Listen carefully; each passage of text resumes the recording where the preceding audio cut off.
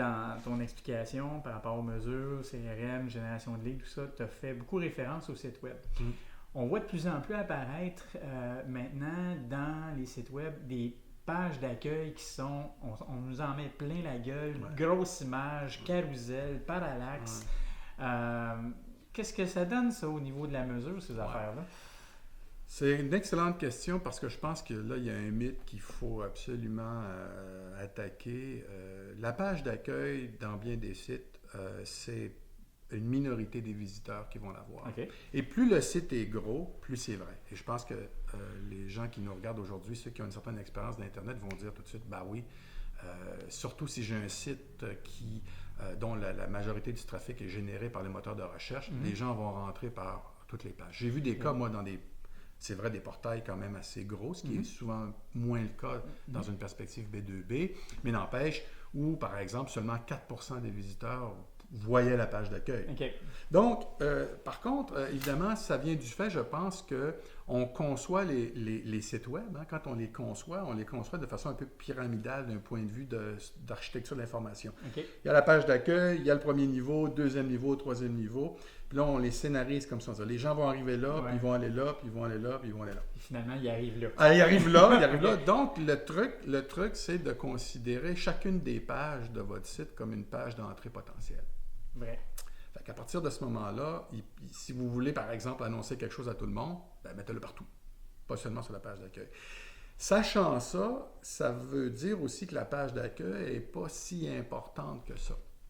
De un. De deux, donc, peut-être qu'elle ne mérite pas autant d'efforts que ça, et que c'est plutôt l'ensemble du site comme expérience globale sur laquelle il faut travailler. On voit aussi les carousels ou ces choses-là.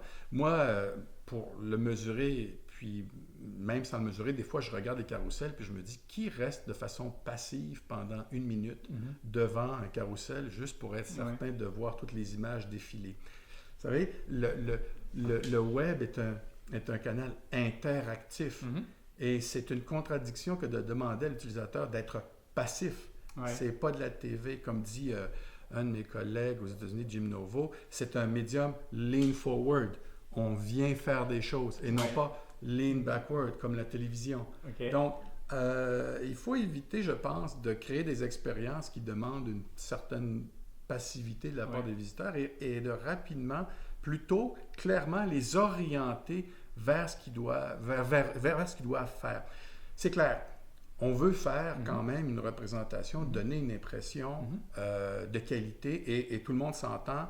Personne n'est dans le business de faire des sites web laids. On le sait, ça. Bon, voilà. Une fois que le visuel, que l'impression de design a établi, a raffermi la crédibilité de l'organisation, ce qui prend à peu près 15 secondes, après, l'utilisateur se demande, OK, qu'est-ce que je peux faire avec ça?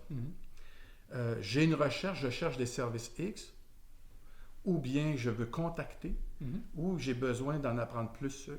Mais chose certaine, l'utilisateur est motivé par un objectif. Et rapidement, il va établir si le site en question, si les contenus en question vont l'aider à accomplir cette tâche-là. Et si la structure, le message n'est pas extrêmement clair à cet effet-là, là, on va constater que les gens abandonnent. Et n'oublie pas une chose, la page d'accueil, son rôle principal, c'est de rediriger le trafic. C'est un hub. Et donc, à moins que l'expérience complète, ultime de tout ce qu'un utilisateur a à faire est sur la page d'accueil, n'oubliez pas que dans le fond, sa job, c'est de rediriger le plus rapidement possible vers ce que l'utilisateur croit utile à sa quête, à sa tâche.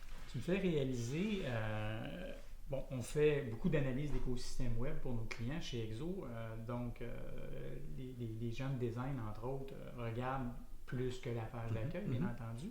Et en B2B, c'est particulièrement frappant où, quelquefois, on a une page d'accueil qui est vraiment très tape à l'œil, où on a presque une approche B2C au niveau de la page d'accueil. Et toutes les pages subséquentes sont très frettes, sont très presque bases de données. Alors, je me demande effectivement, de ce côté-là... Écoutez, je pense que je ne serais pas gentil. OK. Je pense que c'est un fétichisme de la page d'accueil qui ressemble beaucoup à ce qu'était la brochure. Puis je pense que des fois, Oui, nos amis en effectivement. marketing, des fois, sont peut-être restés avec, avec je dirais, un préjugé trop favorable sur le facteur esthétique. Ouais. Encore une fois, à partir du Ok. moment que c'est beau, le travail est fait. Et je pense que surtout pour l'interactif, le poids esthétique est finalement très relatif au succès des contenus. Mhm. Les gens, n'oubliez pas qu'il y a un caractère, on le voit, il y a un caractère très utilitariste au Ouais. web. On fait des choses Ouais. avec Internet. Particulièrement en B2B. Ben oui, je veux dire, par exemple, imaginez que vous voulez savoir à quelle heure on présente le film qui vous intéresse à tel cinéma.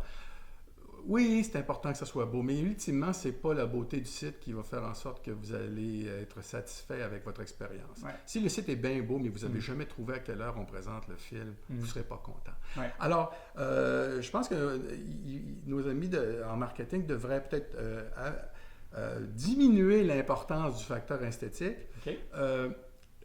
prendre l'ensemble des contenus comme une expérience globale et aussi prendre la peine de définir les cas types.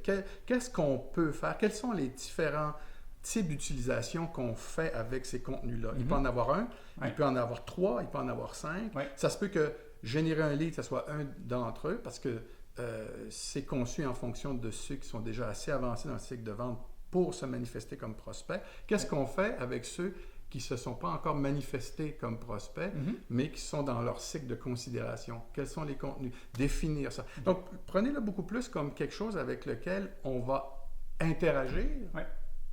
que quelque chose qu'on va admirer. Bonne réflexion.